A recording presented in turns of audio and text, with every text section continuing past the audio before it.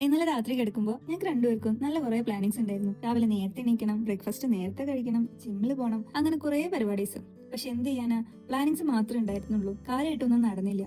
എന്താ രാത്രി കിടക്കുമ്പോ തന്നെ ഞങ്ങൾ ഒത്തിരി ലേറ്റ് ആയി. ഒരു സിനിമയൊക്കെ കണ്ട് കഥയൊക്കെ പറഞ്ഞ് ഉറങ്ങാൻ തന്നെ നല്ലൊരു സമയം എടുത്തു. പിന്നെ രാവിലെ എങ്ങനെയോ കഷ്ടപ്പെട്ട് എണീച്ച് പെട്ടെന്ന് ഒരു സ്ട്രോബെറി ഷേക്ക് തട്ടിക്കൂട്ടുണ്ടാക്കി അതും കുടിച്ച് നമ്മൾ നേരെ ജിമ്മിലേക്ക് വിട്ടു. പോലെ ആയോണ്ടെന്ന് തോന്നുന്നു ജിമ്മിലൊന്നും അത്ര തിരക്കൊന്നുമില്ല. അതുകൊണ്ട് നല്ല സുഖം ഉണ്ടായിരുന്നു ചെയ്യാൻ വേണ്ടിയിട്ട്. എനിക്ക് ആക്ച്വലി ഏറ്റവും കൂടുതൽ കുശുമ്പ് തോന്നുന്ന ആൾക്കാരാണ് ഈ എത്ര ഫുഡ് വേണമെങ്കിലും കഴിച്ചാലും ബോഡിയിൽ അതൊന്നും കാണാത്ത ചില മനുഷ്യന്മാരുണ്ട്.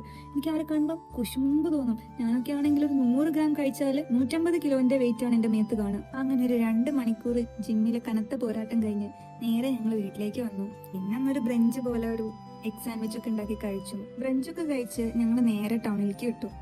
കഴിഞ്ഞ പ്രാവശ്യം ഷോപ്പിങ്ങിന് പോയപ്പോൾ എനിക്ക് ഇഷ്ടപ്പെട്ടതൊന്നും കിട്ടിയില്ല. അപ്പൊ ഇന്ന് വീണ്ടും ഒന്നും കൂടി പരതി കളയാന്ന് വിചാരിച്ച് ഞങ്ങൾ രണ്ടാളും നേരെ H&Mലേക്ക് വിട്ടുപിടിച്ചു.